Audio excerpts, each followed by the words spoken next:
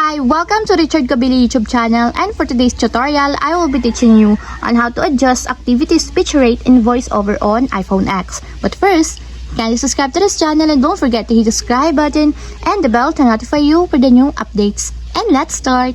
Using your iPhone X, from your home screen first, go to Settings. Then in the Settings, scroll down and find the Accessibility, then tap. Then in the Accessibility, go to Vision section and then tap the voiceover. Then after that, in the voiceover, scroll down and then tap the activities. Then in the activities, tap your activity.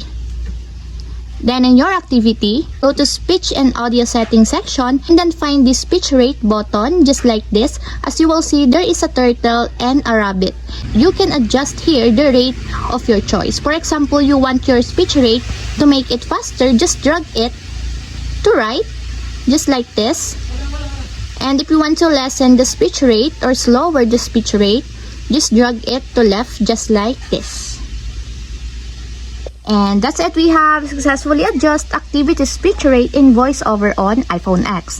If you have a question, kindly comment down below and don't forget to hit the subscribe button and the bell to notify you for the new updates. And thank you for watching!